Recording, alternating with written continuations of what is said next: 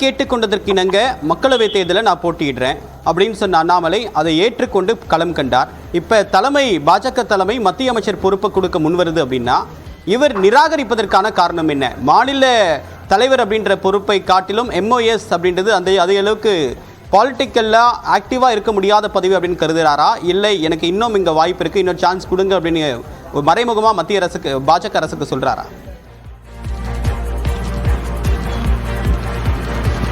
இல்லை, அவங்க கட்சியை பொறுத்தவரை பல்வேறு படிநிலைகள் இருக்கிறது. ஒரு மாநில தலைவர் என்பவர் 3 ஆண்டுகள் இருக்கலாம். இப்போ 3 ஆண்டுகள் அவருக்கு நிறைவடைய தருவாயில் இருக்குது.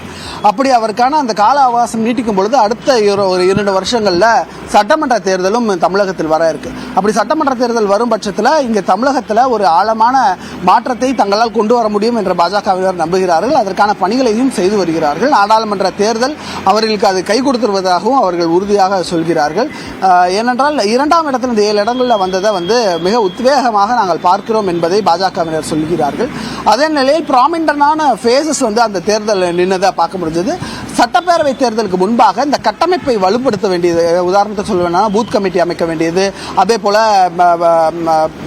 நிர்வாகிகளை போட வேண்டியது, குறிப்பிட்ட இடங்களில் கிராமங்களில் கொண்டு போய் கட்சியை சேர்த்திருந்தாலும் அங்கே வலுவான ஒரு கட்டமைப்பு இல்லாமல் ஒரு தொய்வான நிலையில் இருக்கு. அந்த தொய்வு நிலையை சரி செய்வதற்கு இப்படியான படிநிலைகளை எங்களுக்கு இந்த 2 வருஷத்திற்கு கால அவகாசத்தில் எங்களால் சரி செய்து விட முடியும் என்று தமிழக பாஜக நம்புகிறது, அண்ணாமலையும் நம்புகிறார். அதனால் தனக்கான வாய்ப்பை மாநில தலைவராக தொடர அவர் விரும்புவதாகவே அந்த கருத்தின் மூலமாக தெரிகிறது.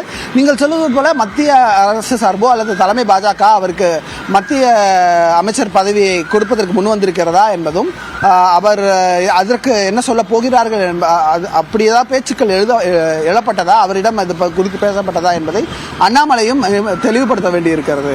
தேவப்பிரியன், இப்போ MOSஆ முருகன் ஆகிறார் அப்படின்றது ஏறக்குறைய உறுதியாயிருக்கு. தேநீர் விருந்திலையும் அவர் கலந்துட்டு இருக்காரு.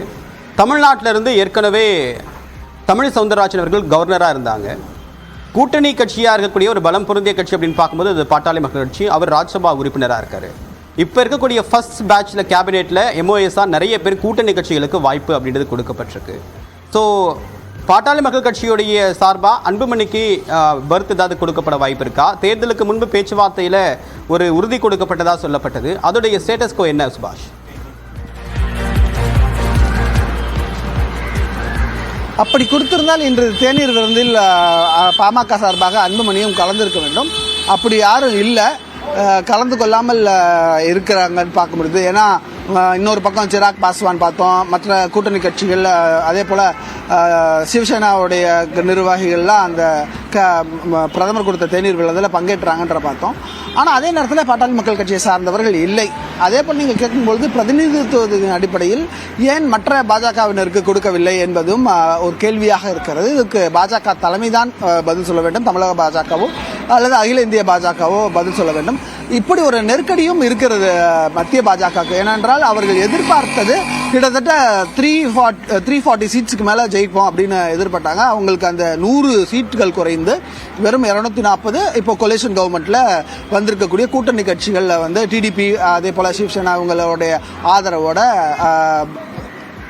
சுபாஷ், நீங்க தொடர்ந்து இணைப்பீங்க. அடுத்ததாக பத்திரிகையாளர் திரு ஷபீர் அஹ்மத் நினைக்கிறார் பேசலாம். சார் வணக்கம்.